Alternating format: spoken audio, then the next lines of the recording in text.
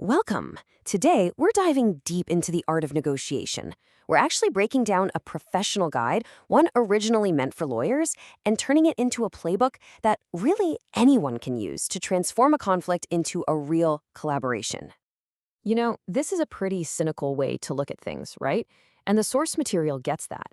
It points out that a lot of people, even some pros, see negotiation as this necessary evil. It's like this zero-sum game, a battle where for you to win, somebody else has to lose. But here's the thing. The most effective negotiators, they see it completely differently.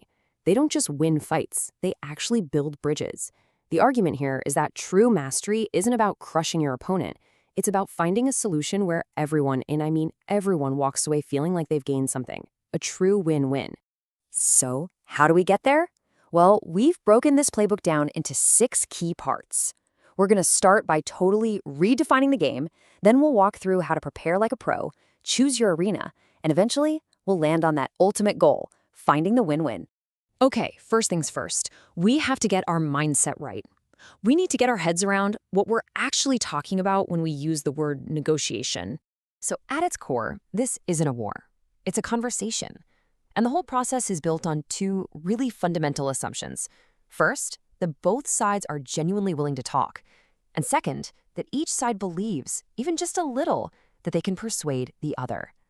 If one of those is missing, you don't have a negotiation. You just have a standoff. You know that old saying, victory is often decided before you even enter the room? It's absolutely true here.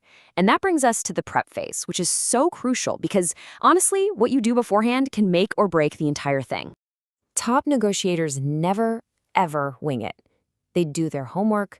They're basically creating this mental map of the entire landscape.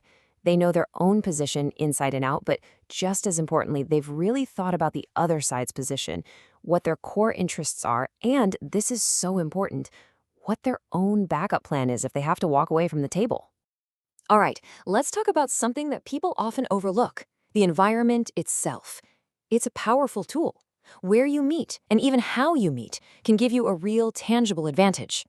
The strategy behind this simple choice is actually pretty fascinating. Negotiating on your home turf. Sure, you've got comfort and all your resources handy, but it's way harder to hit pause or end the meeting. Go to their office, and you can gather intel, but you lose that home field advantage. And neutral ground? Well, that levels the playing field, but it can also add costs and complexity. And then there's the whole trade-off of how we talk. When you're in person, you can build that rapport, you can read their body language, but you might feel pressured to make a decision on the spot. Over email or on the phone, it's a lot easier to stand your ground and really craft a careful response, but you totally risk miscommunications and losing that personal touch. Picking the right one really depends on your strategy. Okay, this right here, this is the heart of the playbook. This is where we learn how to stop fighting over who gets the biggest slice of the pie and start working together to figure out how to make the pie bigger for everyone. Most people naturally fall into one of 2 camps.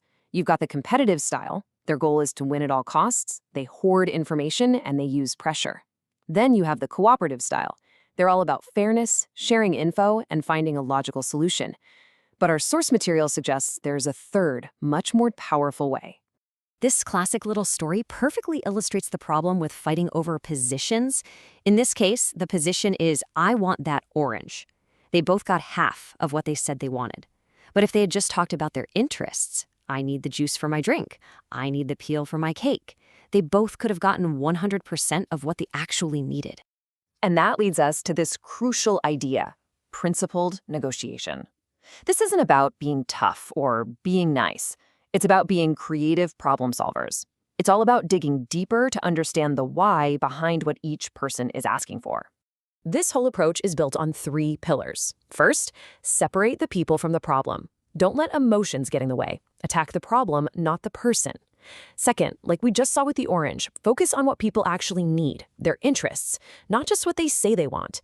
And third, brainstorm a bunch of different options together before you decide on anything. That's what opens the door to those really creative win-win outcomes. Okay, now whether you're dealing with a competitive bulldog or a principled problem solver, you're going to come up against specific tactics. So let's look at some of the common plays you might see out there so you can recognize them and know how to respond.